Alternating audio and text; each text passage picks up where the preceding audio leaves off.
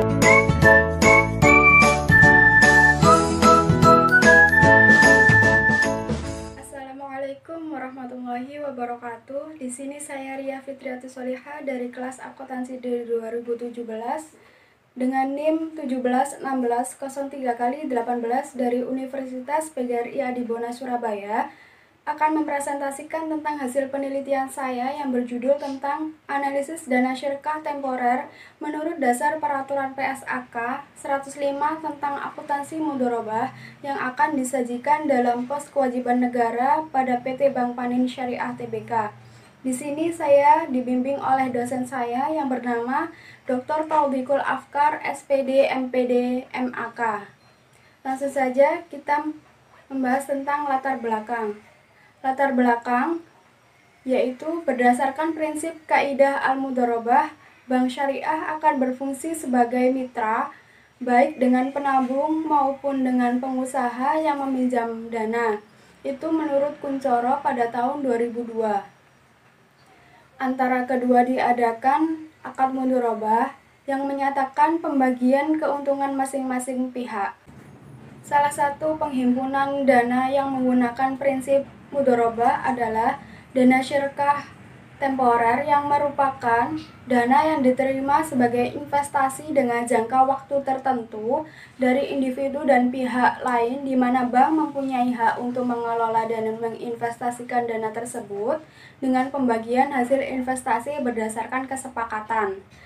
Dana yang diterima dari pemilik dana dalam akad mudharabah diakui sebagai dana syirkah temporer sebesar jumlah kas atau nilai wajar aset non-kas yang diterima. Pada akhir periode akuntansi, dana syirkah temporer ini diukur sebesar nilai tercatatnya. Pernyataan Standar Akuntansi Keuangan 105 tentang akuntansi mudharabah atau PSAK 105 pertama kali dikeluarkan oleh Dewan Standar Akuntansi Keuangan Ikatan Akuntan Indonesia atau DSAK-IAI pada tanggal 27 Juni 2007. PSAK ini menggantikan ketentuan terkait penyajian laporan keuangan syariah dalam PSAK nomor 59 tentang akuntansi perbankan syariah yang dikeluarkan pada tanggal 1 Mei 2002.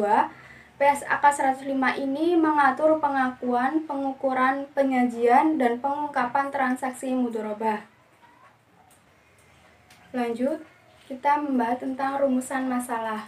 Rumusan masalah di sini ada dua. Yang pertama yaitu tentang apa pengaruh dana syirkah temporer dalam penyajian di dalam pos kewajiban negara yang dilihat dari peraturan PSAK 105 tentang akuntansi mudharabah. Yang kedua, bagaimanakah sistem pembagian hasil dana syirkah temporer yang nantinya dibagikan saat masa akhir periode berakhir dalam pos kewajiban. Selanjutnya, penelitian terdahulu. Penelitian terdahulu saya di sini melihat tentang 5 artikel dari seorang penelitian yang melakukan sebelum saya. Yang pertama yaitu ada Sekar Arum dan Nur Hisamuddin pada tahun 2016 dengan judul penelitian pengaruh dana syirkah temporer, kewajiban, dan ekuitas terhadap profitabilitas melalui risiko pembiayaan pada perbankan syariah di Indonesia. Hasil penelitian ini menunjukkan bahwa dana syirkah temporer berpengaruh signifikan positif terhadap risiko pembiayaan yang diterima. Semakin besar dana syirkah temporer yang dimiliki, maka risiko pembiayaan atau kredit bermasalah dengan indikator NPF bank syariah menjadi semakin kecil. Kewajiban berpengaruh signifikan positif terhadap risiko pembiayaan.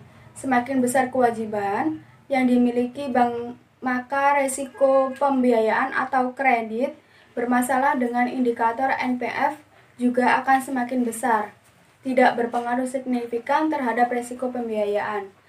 Penelitian yang kedua, menurut Khairin Putri Ginting pada tahun 2017 tentang yang berjudul tentang perlakuan PSAK 105 atas pembiayaan mudharabah pada BMT Maslahat Sidogiri cabang Wonorejo. yang hasil penelitiannya diketahui bahwa perlakuan akuntansi pembiayaan mudharabah yang dilakukan BMT Maslahah Sidogiri Cabang Wonorejo sudah sesuai dengan PSAK nomor 105. Penelitian ketiga menurut Ma'rifun dan Akbar Yusuf serta Herni Sunaria pada tahun 2015 yang berjudul tentang analisis sistem penerapan bagi hasil terhadap perolehan laba berdasarkan prinsip syariah. Hasil penelitian menunjukkan bahwa pendistribusian laba pada perusahaan yang menerapkan akuntansi syariah telah mendistribusikan labanya tidak hanya kepada modal saja. Akan tetapi, laba yang diperoleh juga didistribusikan kepada stakeholder yang ada dalam perusahaan dengan membawa nilai-nilai saham. Sedangkan keadilan dalam pendistribusian laba jika dilihat secara objektif belum bisa sepenuhnya dilakukan. Yang keempat, menurut Siti Rohana pada tahun 2013 yang berjudul tentang analisis penerapan PSAK nomor 105 tentang akuntansi mudharabah pada PT BPRS Berkah Dana Fadilah Air Titis yang menunjukkan hasil penelitian telah dilakukan pada PT BPRS Berkah Dana Fadilah ditemukan beberapa kelemahan dalam penerapan akuntansi mudharabah pada perusahaan ini, di antaranya yaitu cara perhitungan bagi hasil perusahaan menggunakan total pendapatan usaha atau omset yang seharusnya perusahaan menggunakan laba bruto atau gross profit. Untuk penelitian yang kelima, Linda Devi Afifi pada tahun 2017 yang berjudul tentang analisis penerapan sistem bagi hasil dan perlakuan akuntansi pembiayaan mudharabah pada BMT Maslahah Cabang Pembantu Pagelaran Malang. Yang hasil penelitian ini menunjukkan bahwa sistem perhitungan bagi hasil pembiayaan mudharabah di BMT Maslahah Pagelaran Malang menerapkan sistem bagi hasil revenue sharing. Dalam PSAK 105 dijelaskan bahwa metode ini menjadikan laba bruto sebagai dasar dalam pendistribusian hasil usaha. Perlakuan akuntansi untuk pembiayaan BMT Maslahah Pagelaran Malang dengan akad mudharabah mengenai pengakuan akuntansi pembiayaan mudharabah belum sepenuhnya sesuai dengan PSAK 105. Pengakuan keuntungan, pengakuan kerugian, pengakuan piutang, dan pengakuan beban di BMT Maslahah telah sesuai dengan PSAK 105, namun terdapat ketidaksesuaian dalam hal pengakuan investasi. Yang selanjutnya yaitu tentang kerangka konseptual. Kerangka konseptual di atas dapat menggambarkan bahwa variabel bebas yang meliputi dana syirkah temporer dan pos kewajiban. Sedangkan variabel terikatnya yaitu peraturan PSAK nomor 105 tentang akuntansi mudharabah yang merupakan salah satu unsur penting yang harus dimiliki oleh suatu laporan perbankan syariah, yang dimana salah satu di antara variabel bebas tersebut merupakan analisis rasio keuangan yang penting digunakan untuk mengukur kemampuan suatu investasi pemilik dana dalam menginvestasikan dananya untuk mendapatkan pengembalian atau return atas dana yang telah diinvestasikan di bank panin syariah untuk dikelola. Selanjutnya, landasan teori. Landasan teori di sini ada 3. Yang pertama yaitu dasar peraturan PSAK 105 tentang akuntansi mudharabah. Yang kedua tentang dana syirkah temporer. Yang ketiga adalah pos kewajiban. Yang pertama, dasar peraturan PSAK 105 tentang akuntansi mudharabah ini mengatur pengakuan, pengukuran, dan penyajian serta pengungkapan transaksi mudharabah. Pernyataan ini diterapkan untuk entitas yang melakukan transaksi mudharabah baik sebagai pemilik dana atau sahibul ma'al maupun pengelola dana atau mudharib. Sedangkan untuk dana syirkah temporer ini adalah dana yang diterima sebagai investasi dengan jangka waktu tertentu dari individu dan pihak lain di mana bank mempunyai hak untuk mengelola dan menginvestasikan dana tersebut dengan pembagian hasil investasi berdasarkan kesepakatan. Untuk pos kewajiban, pos ini dalam suatu laporan adalah penempatan komponen-komponen baik, itu termasuk aktiva atau kewajiban dalam laporan keuangan. Laporan keuangan antara bank konvensional dengan bank syariah memiliki perbedaan di dalam penyajian pos-posnya. Untuk rancangan penelitian di sini ada dana syirkah temporer dan pos kewajiban yang menunjukkan satu kesatuan untuk PSAK nomor 105. Yang nantinya populasi ini saya ambil untuk laporan keuangan PT Bank Panin Syariah Tbk. Untuk sampelnya pada periode 2015 sampai 2019 untuk laporan keuangan PT Bank Panin Syariah. Untuk metode pengumpulan datanya menggunakan dokumentasi dan studi kepustakaan.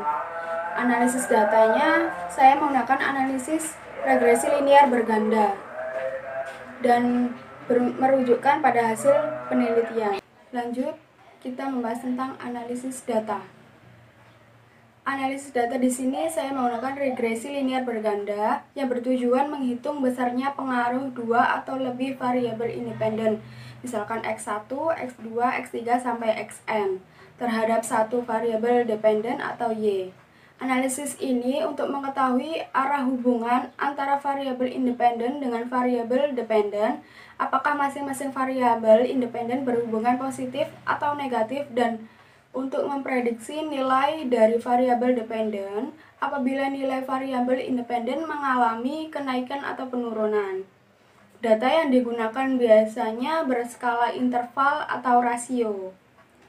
Dengan demikian, semakin banyaknya variabel independen atau bebas, maka semakin tinggi pula kemampuan regresi yang dibuat untuk menerangkan variabel dependen atau terikat, atau peran faktor-faktor lain di luar variabel independen bebas yang digunakan, yang dicerminkan oleh residual atau error menjadi semakin kecil. Dengan demikian, semakin banyak variabel independen atau bebas yang digunakan, maka semakin tinggi pula koefisien determinasinya atau R2-nya. Pengujian terhadap hipotesis dalam penelitian ini digunakan untuk mengetahui apakah dana syirkah temporer yang akan disajikan ke dalam pos kewajiban berdasarkan PSAK 105 tentang akuntansi mudharabah itu berpengaruh signifikan atau tidak. Yang rumusnya yaitu Y pangkat 1 sama dengan A ditambah B 1 dikali 1 ditambah B 2 dikali 2 ditambah sampai banyaknya N ditambah BN dikali N. Lanjut, saya membahas tentang rumusan masalah yang saya bacakan di atas tadi. Rumusannya ada dua. Yang pertama, kita akan membahas tentang apa pengaruh dana syirkah temporer dalam penyajian di dalam pos kewajiban negara dilihat dari peraturan PSAK nomor 105 tentang akuntansi mudharabah. Yakni muncullah hipotesis yang saya uji. Yang pertama, hipotesis pertama yaitu dana syirkah temporer atau DMT secara parsial berpengaruh terhadap penyajian menurut dasar PSAK nomor 105 tentang akuntansi mudharabah pada PT Bank Panin Syariah Tbk. Untuk hipotesis kedua, pos kewajiban secara parsial juga berpengaruh terhadap penyajian menurut dasar peraturan PSAK nomor 105 tentang akuntansi mudharabah pada PT Bank Panin Syariah Tbk, karena pos kewajiban adalah unsur penting dalam laporan keuangan. Untuk hipotesis yang ketiga, dana syirkah temporer atau DMT, pos kewajiban secara simultan berpengaruh positif terhadap peraturan PSAK nomor 105 tentang akuntansi mudharabah pada PT Bank Panin Syariah Tbk. Lanjut, untuk rumusan masalah yang kedua, bagaimanakah sistem pembagian hasil dana syirkah temporer yang nantinya dibagikan saat masa akhir periode berakhir dalam pos kewajiban. Di sini PT Bank Panin Syariah Tbk menggunakan pembagian hasil usaha. Pembagian hasil usaha mudharabah dapat dilakukan berdasarkan prinsip bagi hasil atau gross profit margin atau net revenue sharing atau bagi laba atau profit sharing. Jika berdasarkan prinsip bagi hasil, maka dihitung dari pendapatan pengelolaan mudharabah dikurangi harga pokok penjualan tanpa memasukkan komponen beban. Sedangkan jika berdasarkan bagi laba dihitung dari pendapatan setelah dikurangi dengan harga pokok penjualan dan beban yang berkaitan dengan pengelolaan dana bagi hasil. Untuk rumus gross profit sharing, yaitu laba kotor dibagi pendapatan penjualan. Sedangkan untuk rumus menghitung laba kotor atau gross profit, yaitu pendapatan penjualan dikurangi harga pokok penjualan. Sedangkan untuk rumus profit sharing, yaitu saldo rata-rata dibagi dengan saldo rata-rata DBK atau dana pihak ketiga dikali nisbah dikali pendapatan bank bulan A dibagi dengan jumlah hari bulan A. Itulah hasil penelitian saya berdasarkan asumsi saya. Kurang lebihnya mohon maaf.